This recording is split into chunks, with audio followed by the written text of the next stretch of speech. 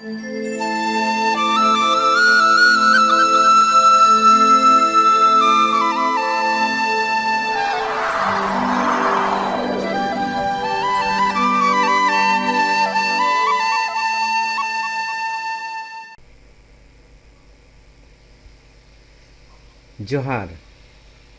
तेन दो Santali language and grammar YouTube channel रिया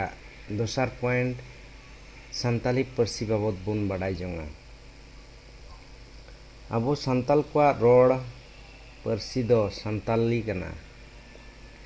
अबो नोआ संताली पार्सी दो ऑस्ट्रो एशियाटिक पार्सी लहाते दो को मेता कान मन खेमोर रिया कना ओका दो मुंडा लैंग्वेज खन हेज आकारवा बुना अबो ऑस्ट्रो एशियाटिक पार्सी रेन हड़ को दो दक्षिण एशिया रेन गिराबासी हड़ कना बुन संताली पार्सी दो रोड ते दो मेनखान 90% गी मिद गिया ऑलते दो आयमा लेकान अक्षर तेबुन ऑलेदा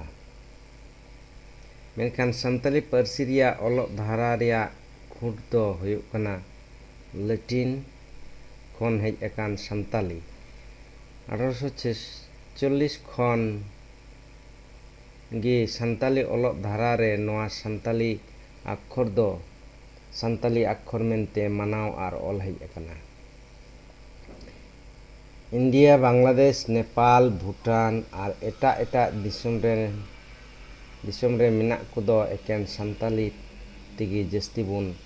ऑलेदा अबो संताल को गिराबासी कान जोतो दिसोम रेगी अपना दिसोम रिया राज पार्सी सावते केजी क्लास खन इंग्लिश बुन चित अगुयदा नोआ संताली अक्षर गी अबो जोतो दिसोम रेन संताल को लगी जनोड़ाव कादो ब्रिजिंग अक्षर कना नोआ संताली अक्षर से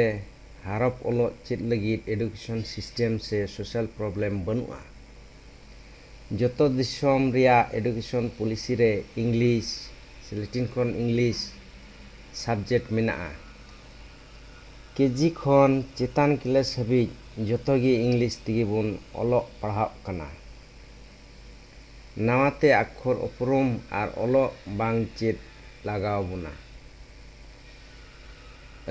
किलान लेकाते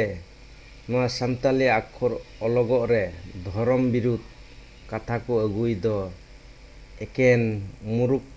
लेकान को हुदिस और बड़ी मतलब कना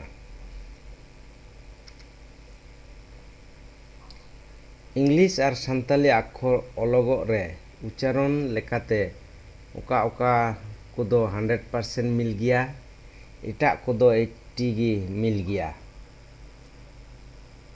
संताली पार्सी उच्चारण लेकाते चिन्ह को कादो डायग्राटिकल मार्क्स बन मेता कान उच्चारण चित हुयुक ताबना जेलेका इंग्लिश ते झारखंड नौकाम ओला संताल ते नहीं नौकाम ओल केदा इंग्लिश ते कोलकाता नौकाम ओला संताली ते हन नौका गे इंग्लिश ते उड़ीसा नौकाम ओला संताली ते उड़ीसा नौकाम ओला इंग्लिश ते ढाका नौकाम ओला संताली ते ढाका नौकाम ओला इंग्लिश ते नेपाल रिया प्रोनाउंसिएशन नौका संताली ते प्रोनाउंसिएशन नौका ताले नेलोगोग कना इंग्लिश और संताली ते अक्षर ओल दो अब तो कटिक खोज गेबुन चित अगुइदा केजी क्लास खोज और रोड हो प्रोनाउंसिएशन उच्चारण हो एकाल तेगे इंग्लिश लेकाते मिल गे ताबना ताहले भूटान नेपाल इंडिया बांग्लादेश और एटा दिसोम रेन मेना को इंग्लिश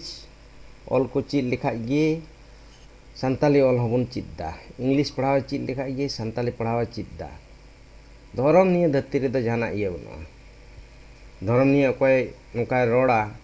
कटिक कटिक जात रे उनको दो आर बाको लहा दाड़ेवा तबे ओना डायग्राटिकल मार्क जस्ती कायते चित लगाव बना संताली ओलो आड़ा पढ़ाव लगी ओका को दो